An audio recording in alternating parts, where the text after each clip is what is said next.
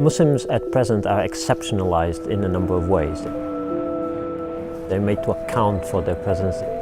They're made to explain their identity, their faith, to account for themselves in relation to what are dominant values in society. Runnymede has a long interest in looking at Muslims living in Britain. We wrote a report called Islamophobia in 1997, very far ahead of the curve at the time. Tonight's event is to try and focus on different aspects of how the issue of Muslims has come to occupy such a position of significance. Don't do that nasty slip off, because I'll smack you in your face. We can't just leave the space to those who we know are going to talk badly about it. We feel that Runnymede actually has an obligation to say something positive in this space. People say, why don't you stop talking about racism? It won't go away. And if we stop talking about the Muslim question, Muslims will not suffer any less on account of that. There's been a presence of Muslims for many, many years now in Britain, not just historically, but in terms of recent migrations. The issue of Muslimness doesn't seem to be translated particularly well in media representations. You can be everything else and Muslim, but you will be remembered for being Muslim. You know, if people feel they're Muslim first, then that's an entirely legitimate identity category to mobilise around and ensure is recognised. But that doesn't mean I've ceased to be a Yorkshireman living in Scotland, you know, a long-suffering Liverpool supporter and all the rest of it. If we want people to live in dignity, in peace, and in a way in which they feel they have a stake in society, and that involves recognising them to some extent on their terms.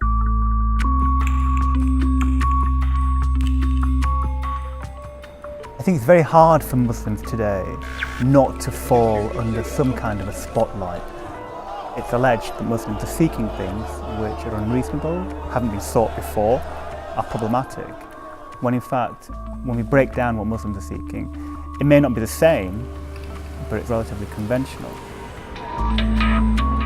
It does, of course, impact on the way that people live. It impacts on the way that people see people that get on the bus wearing a hijab or, you know, with a beard. From a government perspective, not just this government, the previous government as well, has tended to, from a policy frame, see Muslims in terms of the so-called prevent agenda, which really is about security and terrorism.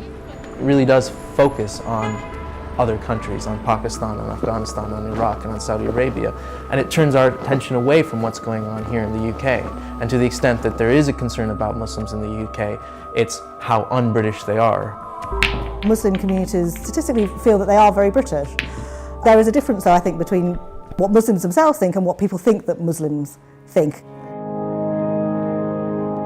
There's a whole generation of young women who are having their sartorial choices questioned in ways which would seem unreasonable for other religious groups. The headscarf is now something which everybody can have an opinion on.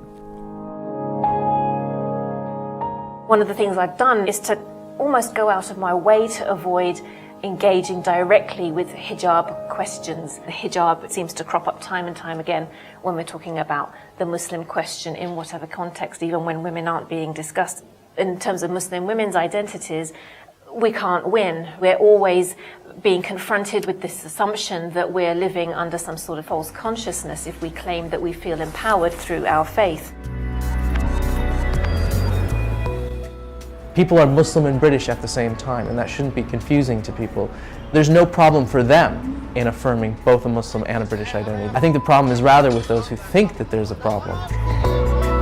In general, I think we're positive about where Muslims are going. There is a growing middle class. As we saw with Mo Farah at the Olympics, they can be seen as very sort of symbolic representatives of Britishness. We get second, third, fourth generations of these communities coming through who are very articulate, very positive, and are contributing to British society in a whole range of different ways. It's hard, though, not to sort of focus on some of the negatives sometimes, but we hope the way that we're addressing, and indeed the way that the researchers are addressing the Muslim question, is one that frames the answer in a more open-ended and positive way.